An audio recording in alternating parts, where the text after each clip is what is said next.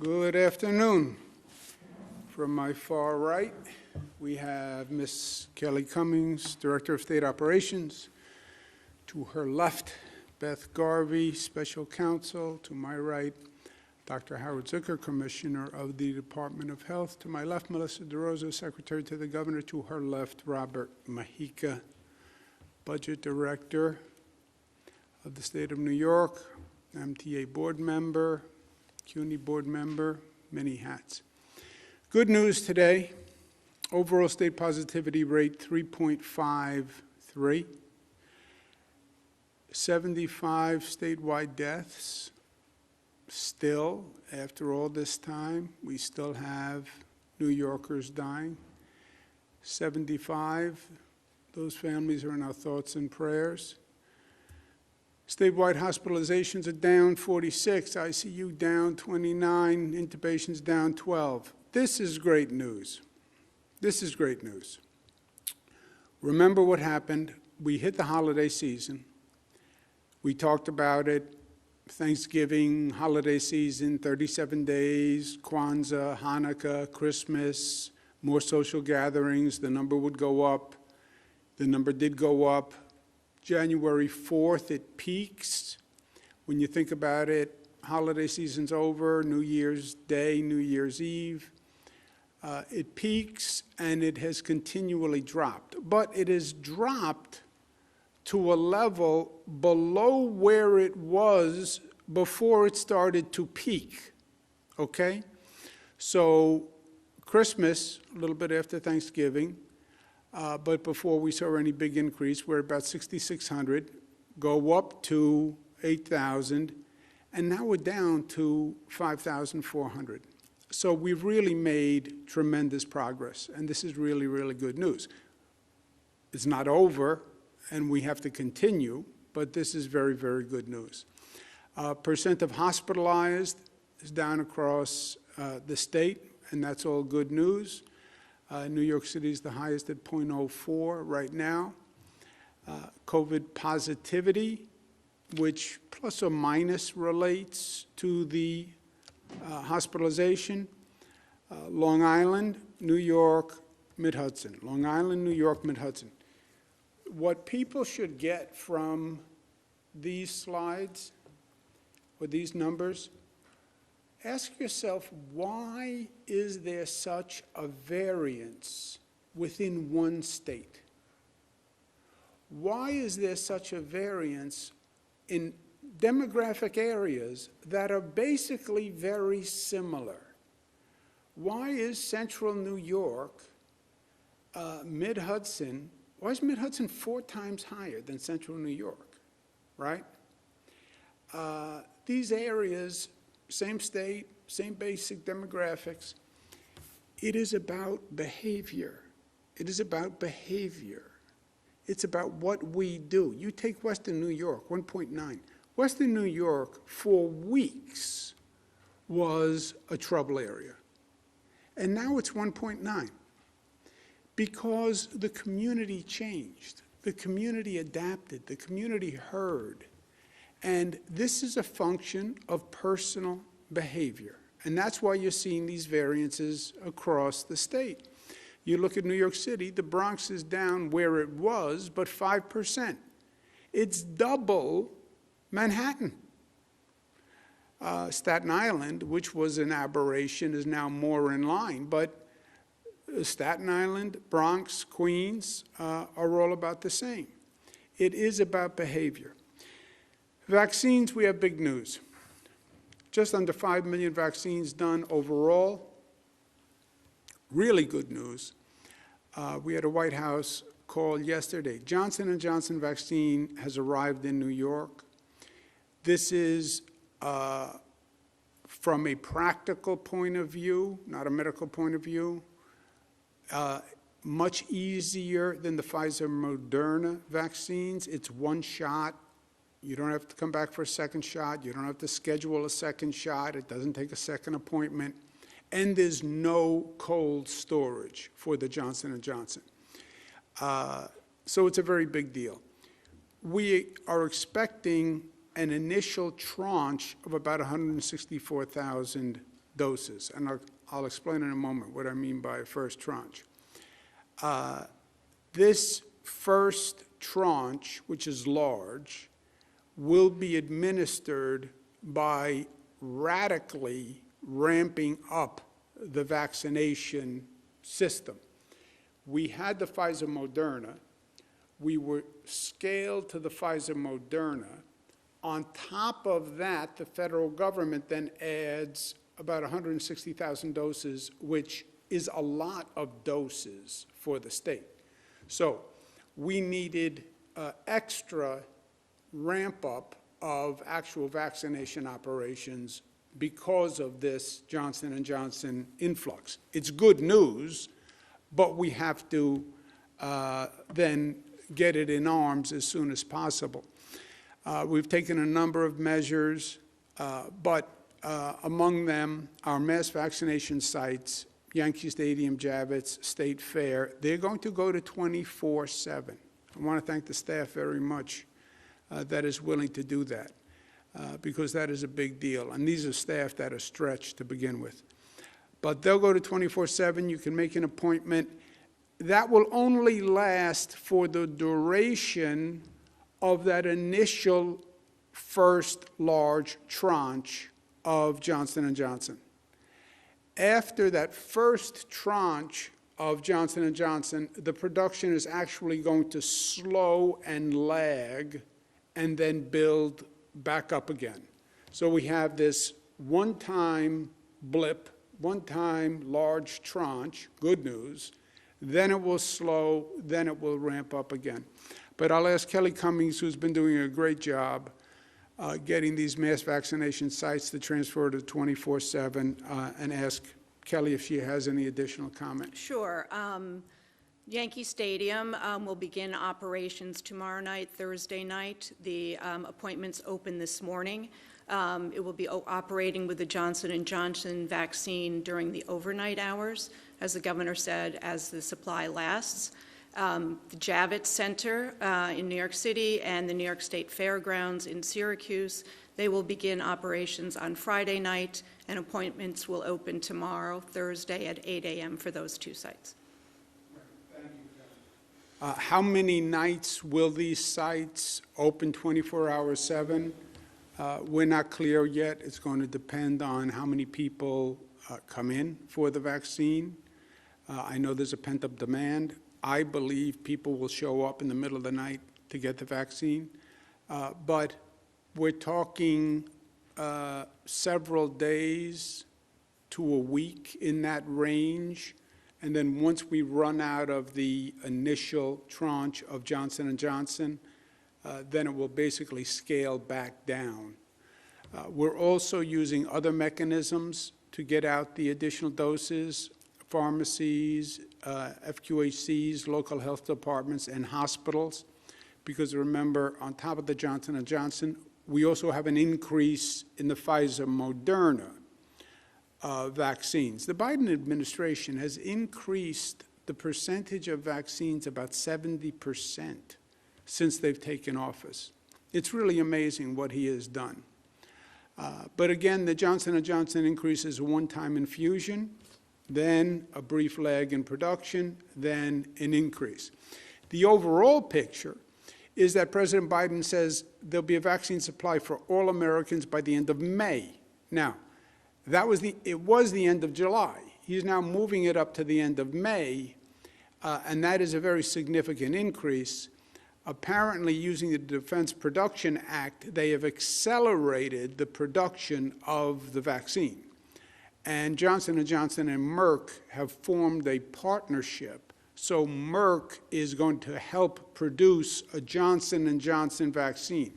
Normally, drug companies don't play nice like this. But the president used the Defense Production Act. This is going to dramatically increase the production. This is what's allowing them to move up the schedule until May.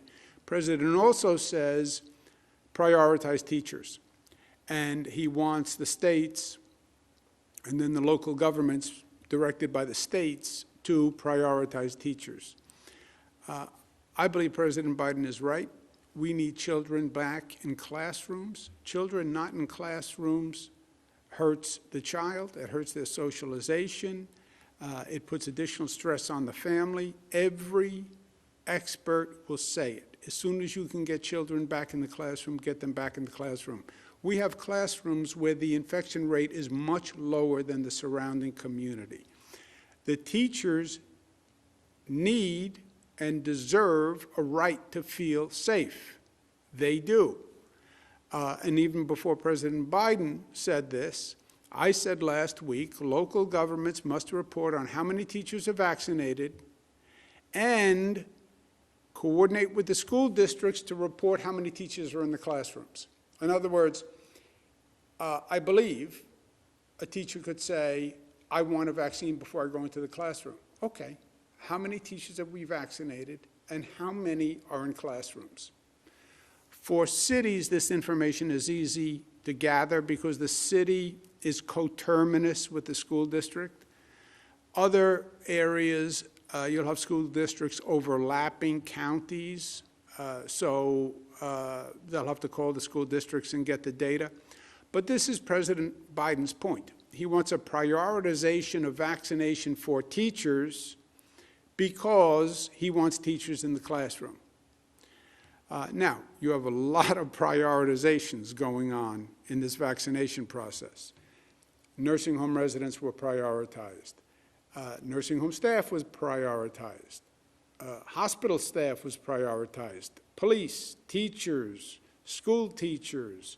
So we have a long priority list, but I think the president is right. This is about getting kids back into the classroom. Overall, COVID rates are down as we just went through. Vaccine rates are up, so we continue the smart reopening, right? The graphic that nobody likes. What we have done, which has been very smart from day one, report, reopen based on science and data. I feel this, I feel that. Feelings are nice, facts are better. And we have been calibrating by the science and the data. On the COVID emergency powers, we've worked with the legislature. We have an agreement on a bill where the legislature can repeal any executive order that I issue with over 50%. Both houses, the COVID emergency powers continue past April 30th. When we first did this, we thought the pandemic would be over April 30th. This is a year ago. We said about a year. At that time, it was implausible to think it was going to go beyond a year.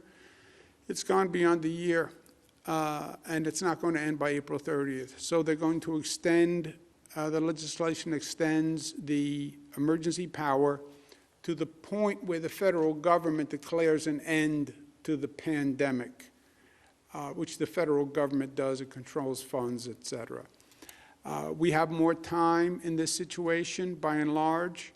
We'll give the legislature notice of any changes that we're making 5 days prior to effect. If it is an emergency change, as determined by the Department of Health, then it will be a shorter period of time. I don't remember exactly what it was. Do you remember what it was, Beth? Will give notice as soon as possible. Okay. And during the 5 days, there'll be legislative consultation on the change orders that we make during the 5 days. And again, whatever order I put in place, the legislature can repeal it in 24 hours or whenever they choose, and that's always been the way. Travel guidance, domestic travelers are no longer required to quarantine or test out within the 90 days of full vaccination. International travelers, you have to continue to follow the CDC quarantine guidelines. Gathering limits, we're going to change, and let me go to Rob, who's done a lot of work on this. So beginning March 22nd, for residential gatherings, the indoor limit remains the same. Outdoor limit goes from 10 to 25 outdoor, which is consistent with some of the states around us.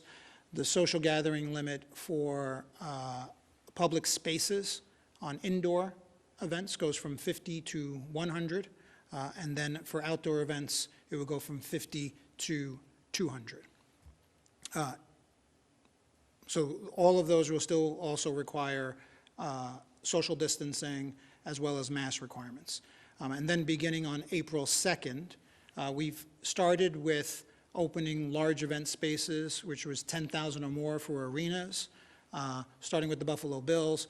Subsequent to that, last night, the Rangers had a couple of thousand people at their game. Nets last Saturday also held a basketball game using those guidelines that we got from the Buffalo Bills. So following from that, for event spaces that are less than 10,000, those can begin reopening at 33% capacity with up to 100 people indoors, and again, 200 people outdoors. Again, there still will be guidance for social distancing and masks.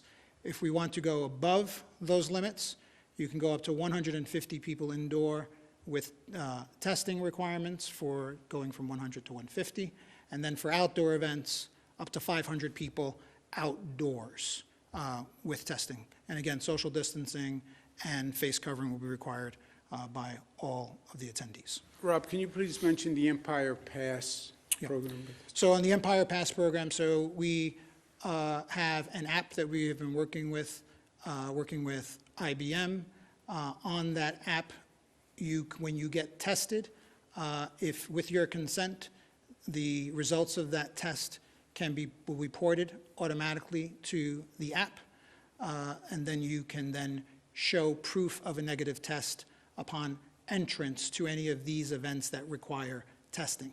That app has been tested right now, both at Barclays and at Madison Square Garden, and those tests have been successful. So once we get the approvals, the app will be available for download on both platforms, on Google and Apple platforms, people to download to their smartphones. And that will allow someone to show the result of their test, whether it be a PCR test, which will be valid for up to 72 hours, or a rapid test, which will be valid for 6 hours. In addition, though, if you don't want to use an app, you will be able to download a paper result of your test that you can then print out and use that to demonstrate your negative test. So again, this was all tested, started with the Bills games. It has been tested at 2 events recently. The most recent one as early as last night. And that will be available, and we'll start rolling that out, again, beginning within a week. And you can use that to go to some of these events when we want to get to the larger numbers, like I said, to go to 150 for indoor events or up to 500 people for outdoor events. Great. Thank you very much, Robert. Foundation to reopening. We talk a lot about reopening and the valves and getting the economy back. Foundation to reopening is public safety. People don't think of it that way. But a community is not going to thrive if people don't feel safe. After the George Floyd murder, we have had localities working on reforming their public safety plans. Mr. Floyd's death was really just a point where there was an explosion of frustration. And we said to every local government, we're not telling you what to do, but if you have a public safety department, you have to put everyone at the table, have a collaborative, come up with a reformed public safety plan. Cities are doing fantastic work and creative work, but not all of them are doing it. If they don't do it and we get to the budget, then there are going to be significant sanctions on the city. Please, you have 29 days. I know it's a hard topic. I know people would rather stay away from it, but public safety is one of the top priorities for any mayor, for any county executive, any supervisor. Public safety is a top priority. Yes, it's hard. Yes, it's sticky. Yes, it's controversial, but it's also the job. The light at the end of the tunnel is in sight.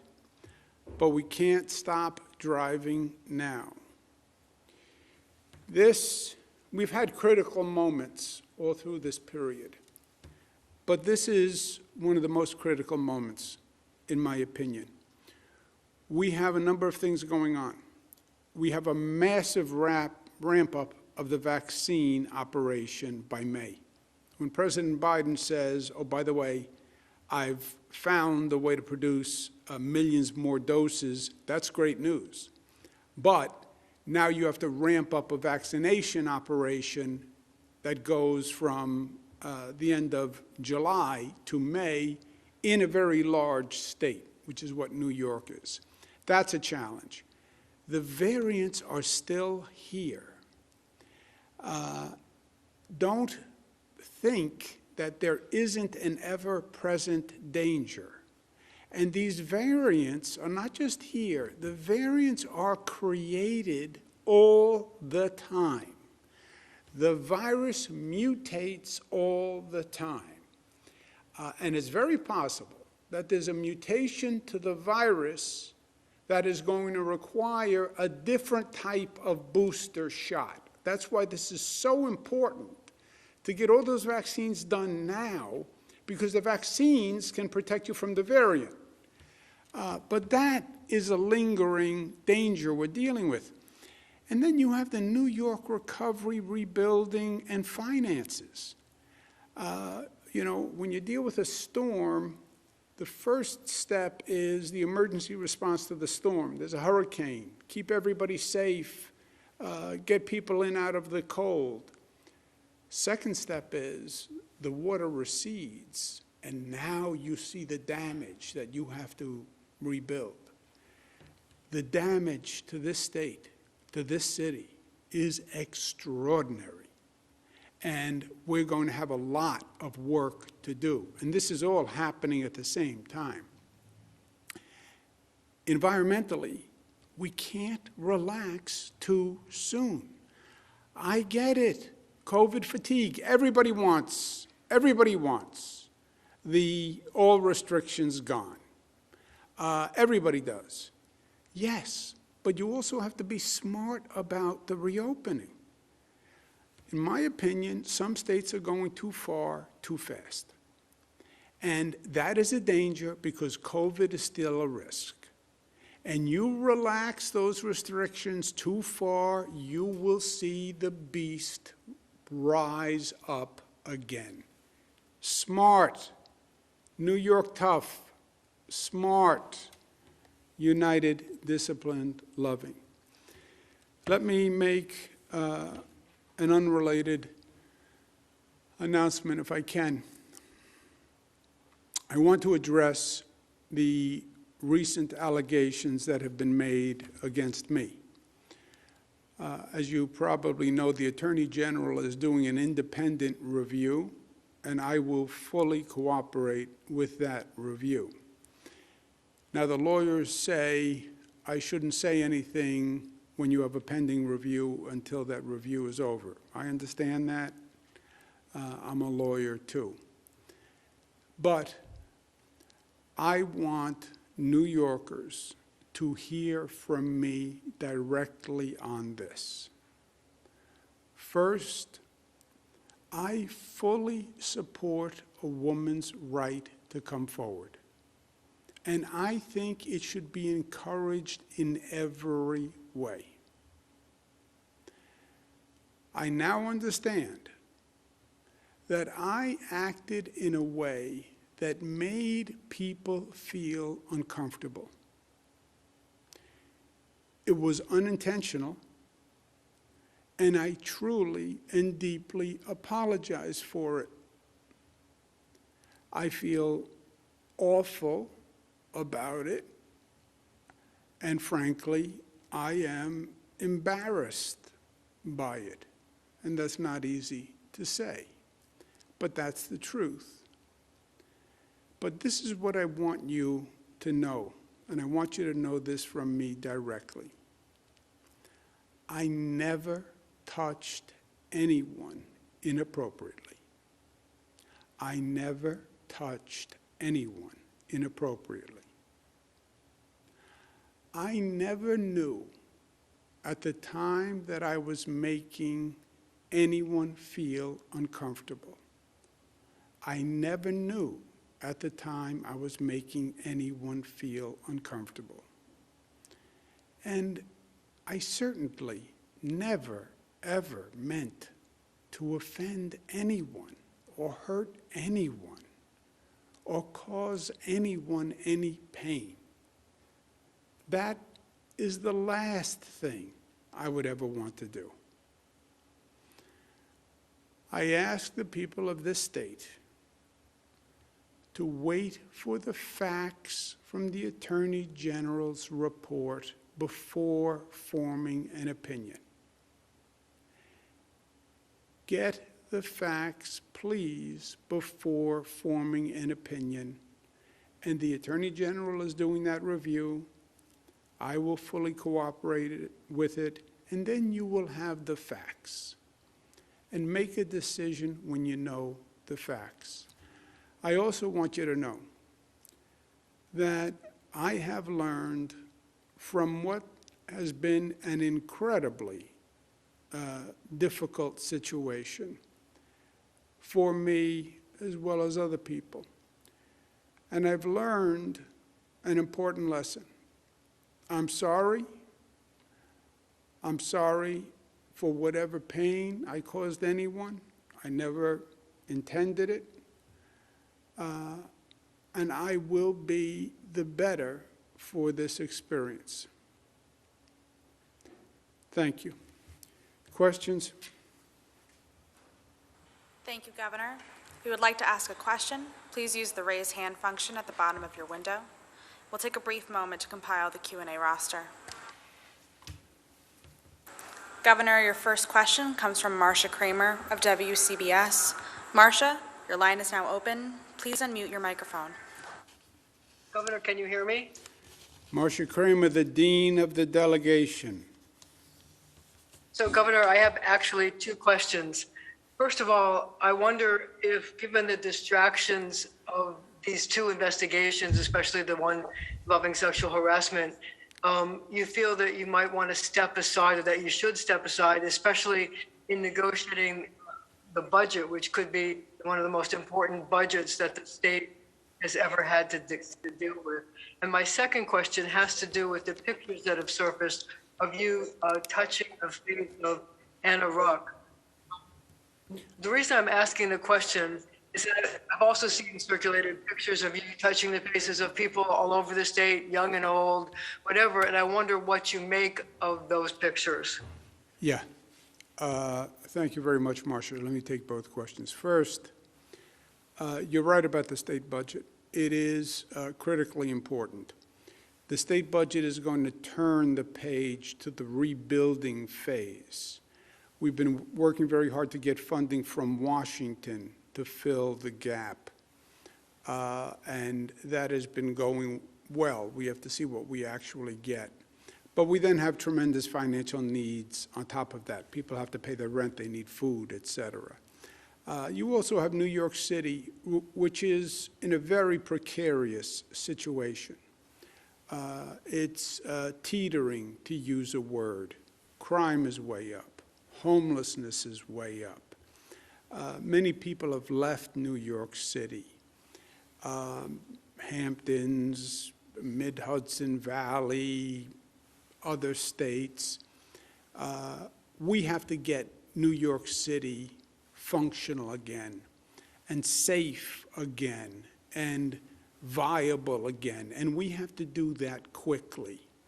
We have a new mayor that's going to be selected basically in June, I guess. Something could happen in November, but basically in June. And that work has to start right away. So yes, the budget is very important. Having said that— Should you step aside, though, and let somebody else handle it? Yeah, having said that, I'm going to cooperate with the Attorney General's investigation and do the budget. Remember, we did a budget last year in the spring in the heat of COVID, where it was the most intense period of my life, of this government's life, of this state's life. And we did both. and we'll do both here. On the pictures, Marcia, I understand the opinion of and feelings of Ms. Ruhr. And you are right. You can find hundreds of pictures of me making the same gesture with hundreds of people, women, men, children, etc. You can go find hundreds of pictures of me kissing people, men, women. It is my usual and customary way of greeting. You know that because you've watched me for, let's just say, more years than we care to remember.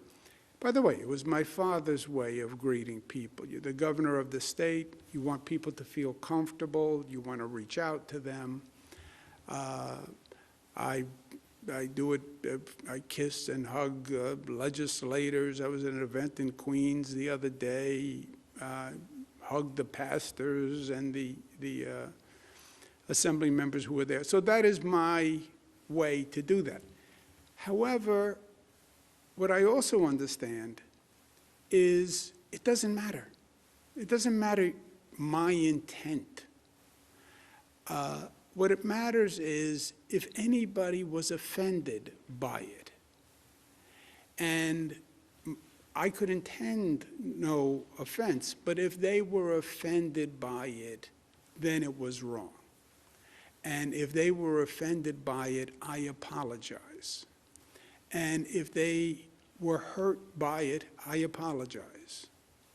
And if they felt pain from it, I apologize.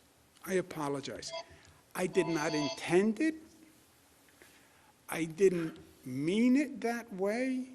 But if that's how they felt, that's all that matters, and I apologize. Next question, operator. Governor, your next question comes from Dave Evans from WABC. Dave, your line is now open. Please unmute your microphone. Hey, can you hear me okay? Yeah, Dave. Governor, I just wanted to ask you, with all these calls in the last couple of days calling for your resignation from some Democrats, certainly not all Democrats, but some Democrats, is today, since you've been gone for about a week, is this your way of saying, I'm certainly not resigning? Yeah. Dave, look, some politicians will always play politics, right? That's the nature of the beast. I don't think today is a day for politics. I wasn't elected by politicians. I was elected by the people of the state of New York. I'm not going to resign. I work for the people of the state of New York. They elected me, and I'm going to serve the people of the state of New York. And by the way, we have a full plate. We have COVID. We have recovery. We have rebuilding. We have a teetering New York City. We have a terrible financial picture. We have to do vaccines. So no.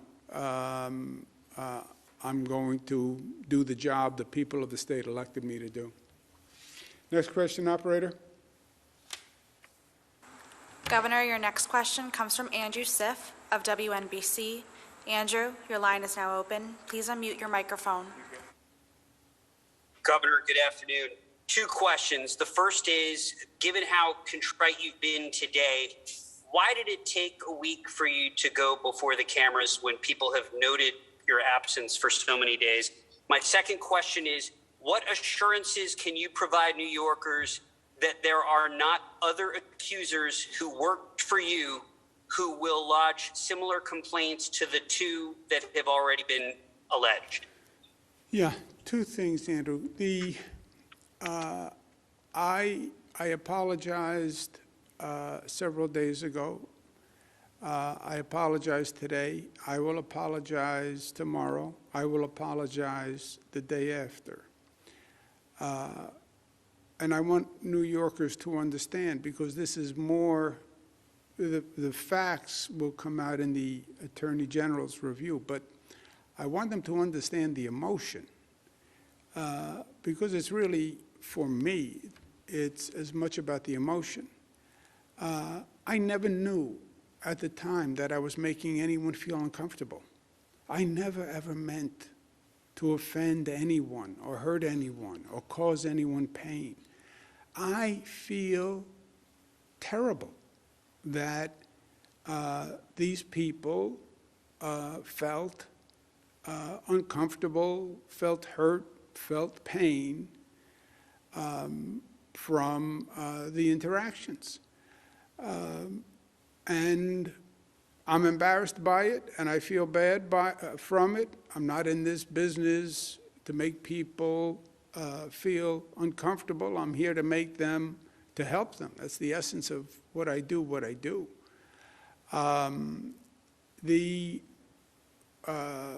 I do not believe I have ever done anything in my public career that I am ashamed of. I didn't know I was making her uncomfortable at the time. I feel badly that I did. And I'm going to learn from it. Marcia asked me about, my usual custom is to kiss and to hug and make that gesture. I understand that sensitivities have changed and behavior has changed.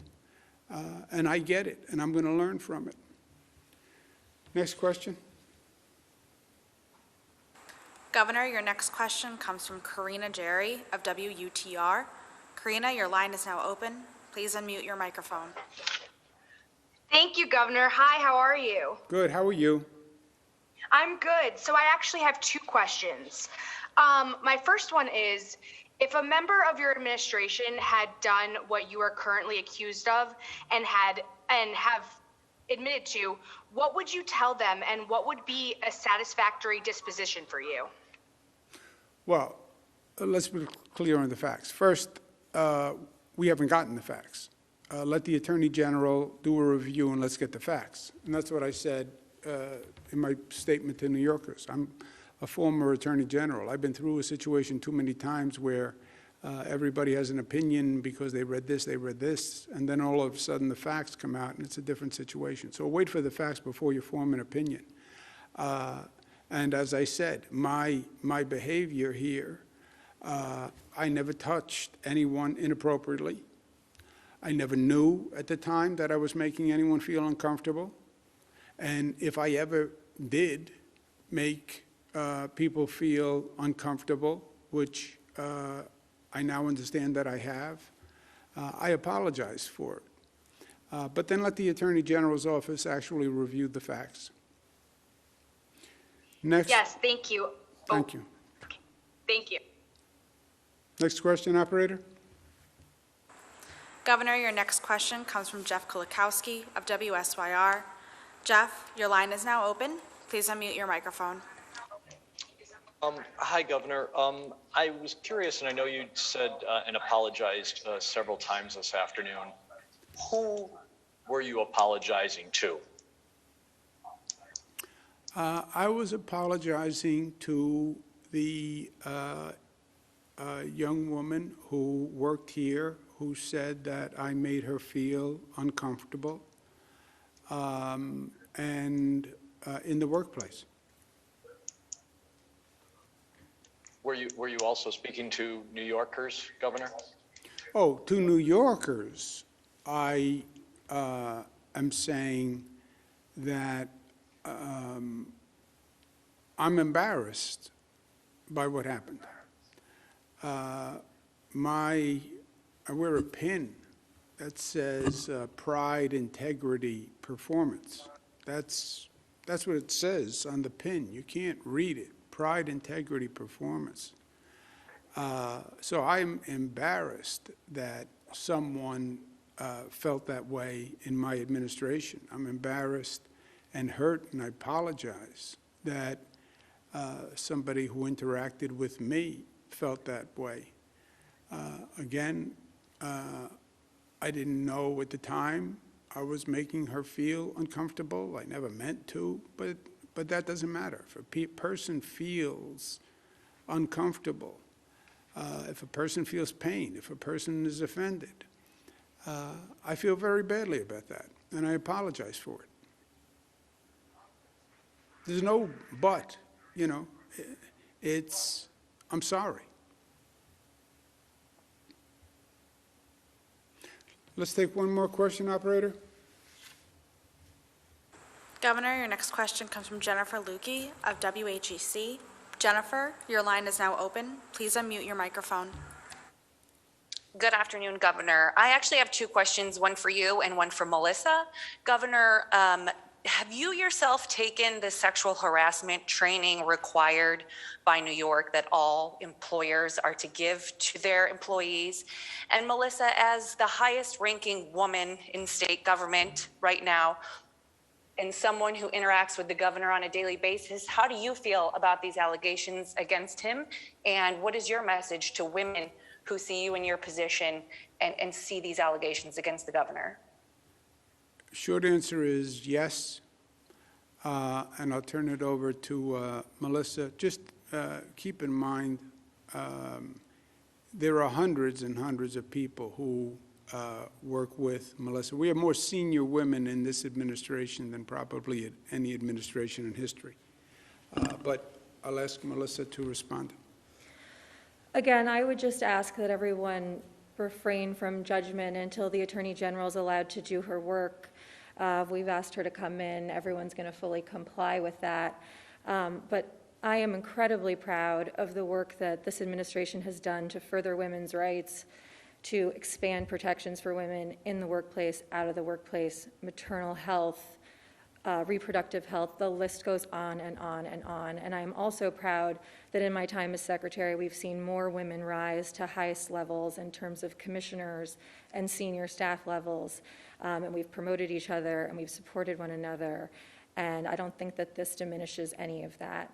And I look forward to continuing the work that we're doing in order to continue to further the women's agenda and strengthen women's rights for all New Yorkers. Okay. Thank you all very much. Have a good day. COVID numbers are good. Still be smart. Thank you.